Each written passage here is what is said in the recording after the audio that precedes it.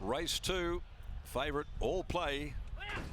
Gates open off and racing now, and All Play got out of the gates very quickly. Norwich showing speed. Last Style Bender's got stacks of pace as well. They're going to burn to the lead from Red Square. King of Key driving up, so O'Donnell forced to ease back very quickly now, and he fires up All Play. Oh, he hits the bridle hard, and O'Donnell's just trying to steady him down. 2 lengths, Barney's World being hunted off its legs. Famo's back there, and Storm Lord on the rail. They went by the 550. The pace right on. Last Style Bender led them. 3/4 clear. Running second is Red Square. Norwich third down on the inside following the leader. All Play settling a little bit better. Over on the inside, King of Key, Barney's World. Followed further back, Storm Lord, Famo. They're homeward bound. Last Style Bender.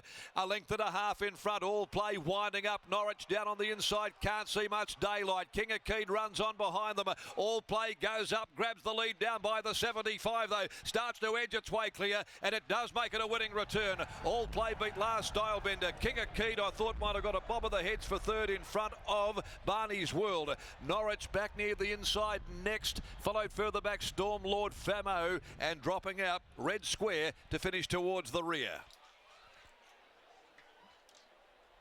Number 3, All Play. All Play had to do some work. Couldn't get across early. The speed was just too hot inside All Play, so O'Donnell took hold. As a result, though, All Play did get fired up onto the chewy a little, and it took some work from O'Donnell just to try and get the horse to switch and relax over the burn 1,000. Last Style Bender freewheeling to the front now. King of Keed might have just run third. It has.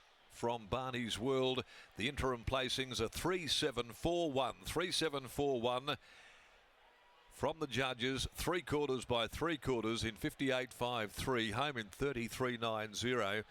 And so Sean there doing a really good job under those circumstances. And then just getting the horse to let down, have him breathing properly coming into the corner after fighting him for a couple of 100 metres. Before gaining the upper hand. He's by Playing God from Castle Keep.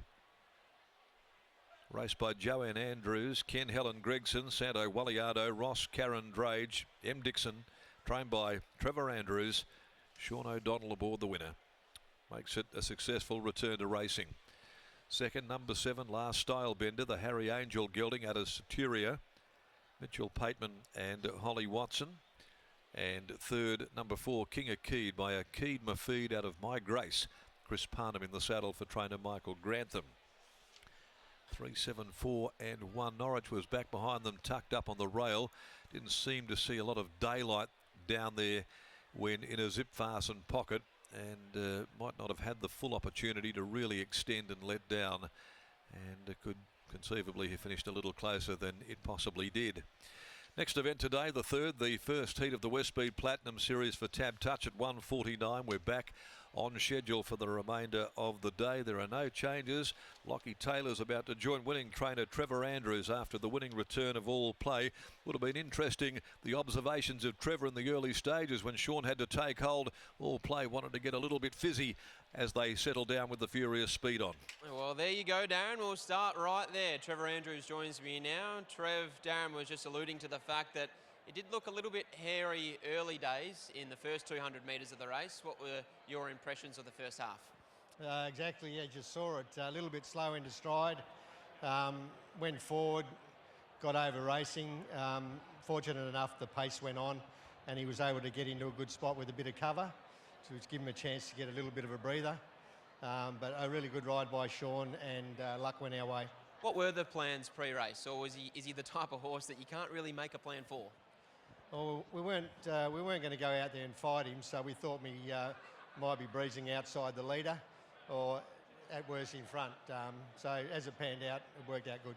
Moving forward, what type of horse do you think he is? Is he versatile enough to take a sit again like he did today, or do you still feel he'd be better off when he's able to either lead or settle outside the lead with some room? I'd be reluctant to step him up over any more ground than 1,000 at the moment. I'd like to see him relax and conserve energy a bit more. So we won't get too adventurous. We'll just try and go through our grades a bit more, and hopefully he can stay sound, which has been an issue with him in the past. difficult horse to ride at home too. Jason Smith, the foreman's been doing a fair bit of work on him. He's a hard-going horse and he's pretty hard to hold. So good effort by Jason and the team back home. You know, a lot of effort goes in behind the scenes on these difficult horses. So anyway, hopefully he pulls up well, we can play on. You speak of his soundness. It's the first time we've seen him in some 250 days. What are those issues that you guys have been fighting behind the scenes? There was a time that I didn't think I'd get him back to the track. He seemed to be laminitic in all 4 feet. You know, was moving around the paddock very roughly, and couldn't really find an underlying reason for it. But he looks to have gotten over it now, so we'll play on. All the King's Men and Street Band later today. What do you make of their chances? Yeah, Street Band's in great order. We've drawn very wide. We're going to have to ride him for luck. But happy with the horse. He's got bigger fish to fry. All the King's Men's coming back after a long layoff. He's going to need the run, so we'll be patient with him and hopefully he can finish it off.